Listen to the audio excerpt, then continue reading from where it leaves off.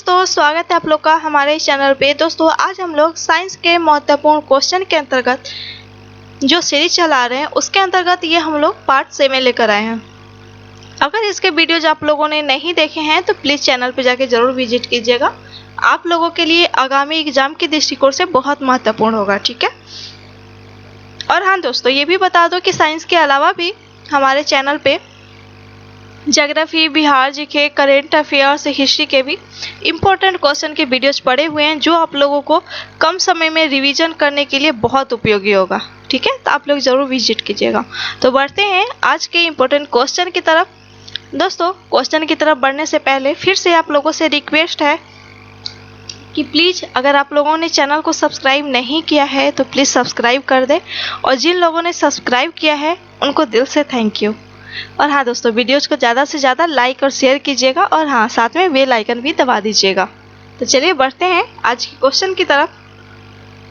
निम्नलिखित में से किन तरंगों को निर्वात के माध्यम से संचारित नहीं किया जा सकता?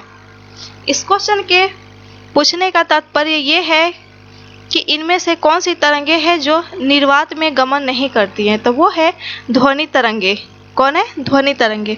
हम लोग जानते हैं कि प्रकाश तरंगे, उष्मा तरंगे, ये सब तो निर्वात का मतलब कि जहाँ पे वायु प्रेजेंट ना हो तो वहाँ पे तो ये गमन करती है, परंतु जो ध्वनि है वो गमन करता है सबसे ज़्यादा ठोस पदार्थ में गमन करता है। चलिए बढ़ते हैं अगले क्वेश्चन की तरफ। लेजर प्रिंटर में किस तरह के लेजर का प्रयोग किया जाता है? ठीक है, ये लेजर प्रिंटर में किस तरह का लेजर प्रयोग करते हैं? तो अर्धचालक लेजर। चलिए देखते हैं अगला क्वेश्चन। वायु में ध्वनि के वेग में क्या परिवर्तन होता है? क्या पूछ रहा है कि वायु में ध्वनि के वेग में क्या परिवर्तन होता है, और ये किसके संदर्भ में पूछ रहा है? तो तापमान के संदर्भ में। तो तापमान पर आश्रित नहीं रहता है। इसका आंसर होगा आंसर सी, तापमान पर आश्रित नहीं रहता है, ठीक है। वायु में जो ध्वनि का वेग है ना वो तापमान पर आश्रित नहीं रहता है। और वैसे हाँ, अगर ये पूछ दे एग्जाम में कि वायु में ध्वनि का वेग कितना होता है तो 343 मीटर पर सेकेंड। कितना? 343 पॉइंट ऐसे 2 लिख सकते हैं, 343.2 मीटर पर सेकेंड। बढ़ते हैं अगले क्वेश्चन की तरफ। लैम्बर्ट नियम किससे संबंधित है? जी दोस्तों, ये जो साइंस के क्वेश्चन है ना तो इसमें लैम्बर्ट का नियम, वैज्ञानिक, उनके आविष्कारक, ये सब तो क्वेश्चन एक तो आ जाते हैं, तो ये आप थोड़ा ध्यान रखिएगा। तो लैम्बर्ट का नियम पूछ रहा है तो ये है प्रकाश के प्रदीप्त से। किससे? प्रकाश के प्रदीप्त। और प्रदीप्त वस्तुएं किनको बोलती हैं? जिनके पास अपना प्रकाश हो, उनसे प्रकाश निकलता हो, उसको बोलते हैं प्रदीप्त। बढ़ते हैं अगले क्वेश्चन की तरफ। कांच के निर्माण के लिए प्रयुक्त कच्ची सामग्रियां हैं। ये निम्नलिखित में से किसका उपयोग होता है कांच के निर्माण में? तो ये होता है बालू, सोडा और चूना पत्थर। ये मुख्य सामग्रियां हैं जो कांच बनाने के निर्माण में उपयोग में आती हैं। देखते हैं अगला क्वेश्चन। ये लीजिए चॉकलेट का क्वेश्चन। चॉकलेट स्वास्थ्य के लिए हानिकारक हो सकती है क्योंकि उनमें क्या अधिक मात्रा में पाया जाता है? चॉकलेट जो कि बच्चों से लेके बड़ों तक का सबका फेवरेट रहता है, तो आज जानते हैं कि चॉकलेट हमारे लिए हानिकारक हो सकता है। किस कारण से? क्योंकि उसमें सीसा मिलाया जाता है। जी, सीसा मिलाया जाता है। अभी ये ध्यान में मत रखिएगा कि बोतल को कूट के ऐसे सीसा मिला दिए। एक तरह से जो अधातु है उसकी मात्रा प्रेजेंट रहती है, ठीक है। देखते हैं अगला क्वेश्चन। यदि किसी प्रतिरोधक तार को लंबा किया जाए तो उसका प्रतिरोध क्या होगा? अगर किसी तार को प्रतिरोधक तार को लंबा करते हैं तो उसका जो प्रतिरोध होता है वो बढ़ता है, ठीक है, बढ़ता है। देखते हैं अगला क्वेश्चन।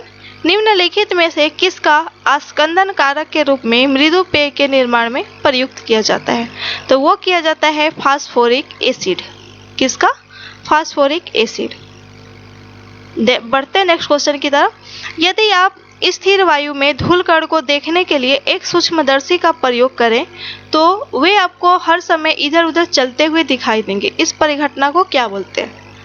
दोस्तों देखिए, ऐसे धूलकण तो हमें स्थिर नजर आते हैं, लेकिन अगर सूक्ष्मदर्शी में देखेंगे तो वो थोड़ा सा ऐसे मूव करते हुए नजर आएंगे। तो वो किन कारणों से होता है? तो वो होता है ब्राउनी प्रभाव के कारण। किसके कारण से? ब्राउनी प्रभाव के कारण। और ये विसरण ही कारण होता है कि जब एक सेंट अगर कमरे में कहीं पे भी थोड़ा सा सेंट मार देते हैं तो पूरे कमरे में फैल जाता है। तो वो किस कारण से होता है? तो वो ये विसरण के कारण होता है। या धूप या अगरबत्ती हम जलाते हैं कमरे के किसी कोने में, तो पूरा रूम में देखते हैं ना महकने लगता है, तो उसका कारण क्या होता है? विसरण होता है। चलिए बढ़ते हैं नेक्स्ट क्वेश्चन की तरफ। चूहों के विष का रासायनिक नाम है। ठीक है, इसको आप वीवीआई कर लीजिएगा क्योंकि ये बहुत सारे एग्जाम में पूछा गया क्वेश्चन है। चूहे के विष का रासायनिक नाम क्या है? Zinc phosphide. क्या नाम है? Zinc phosphide. चलिए देखते हैं अगला क्वेश्चन। एक श्वेत ठोस पदार्थ ए गर्म करने पर एक गैस निकलता है जो चूने के पानी को दूधिया बना देता है। बचा हुआ पदार्थ गर्म अवस्था में पीला रहता है लेकिन ठंडा होने पर श्वेत हो जाता है। तदनुसार वह ठोस पदार्थ ए क्या है? ठीक है, तो वैसे भी अगर चूना का पानी दूधिया अगर बना जाता है तो इसका सबसे बड़ा कारण होता है कार्बन डाइऑक्साइड। ठीक है, तो कार्बन डाइऑक्साइड, तो इस क्वेश्चन का आंसर होगा जिंक कार्बोनेट। क्या होगा? Zinc carbonate. देखते हैं अगला क्वेश्चन।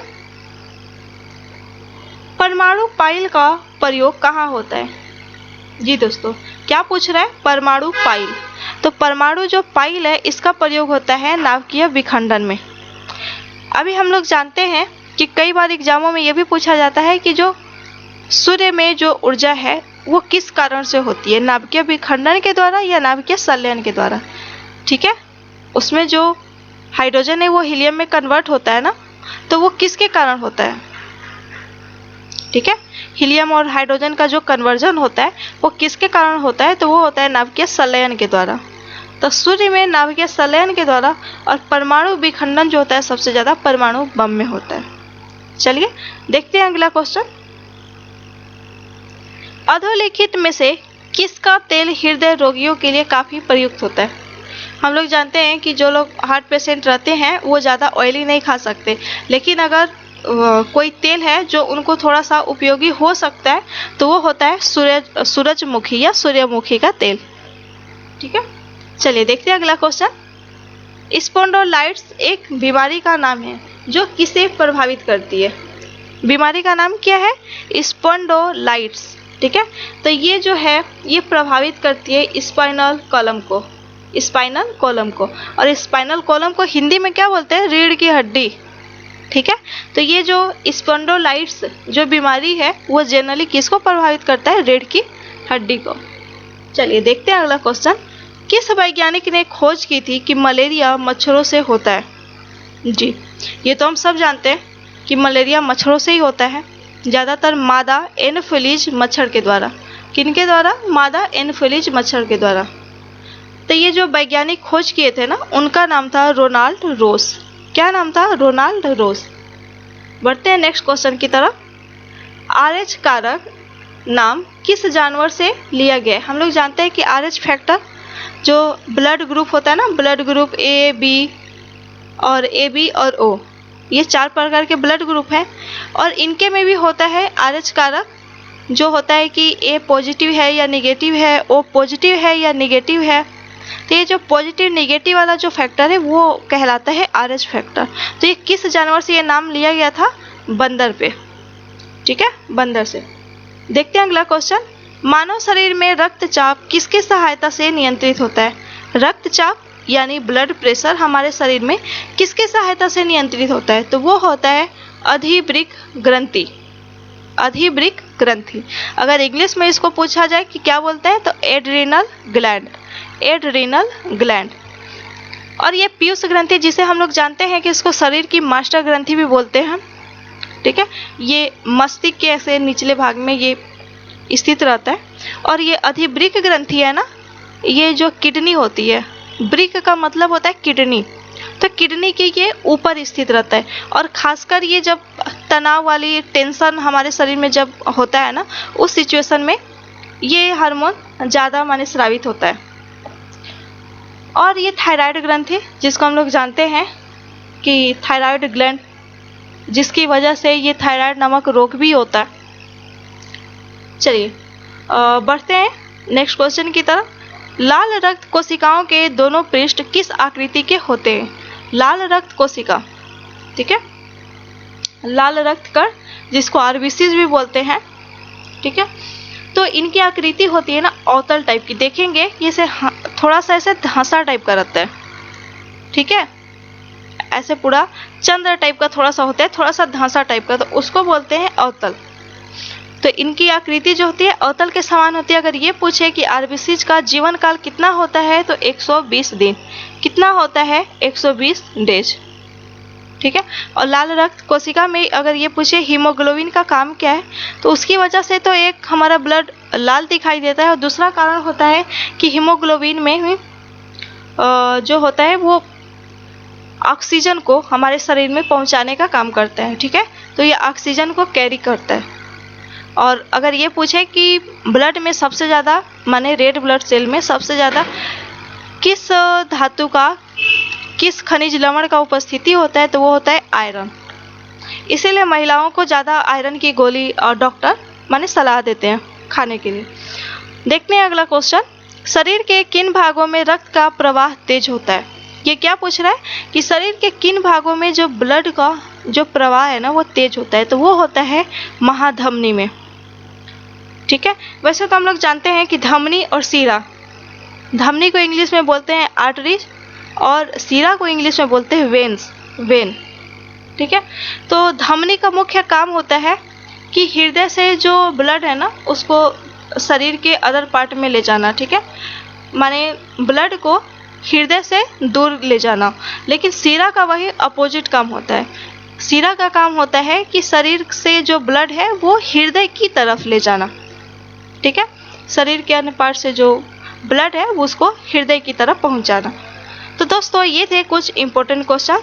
आई होप कि आप लोगों के लिए बहुत ये हेल्पफुल होगा, ठीक है। तो आप लोग प्लीज़ इसको अच्छे से रिवीजन कर लीजिएगा और अगर कोई अपनी राय हो तो फिर से बता रही हूँ, कमेंट बॉक्स में ज़रूर बताइएगा। तो दोस्तों मिलते हैं नेक्स्ट वीडियोज में कुछ और इम्पोर्टेंट वीडियोज, कुछ और इम्पोर्टेंट क्वेश्चन के साथ। तब तक के लिए खूब रिवीजन कीजिए और आप लोगों का धन्यवाद।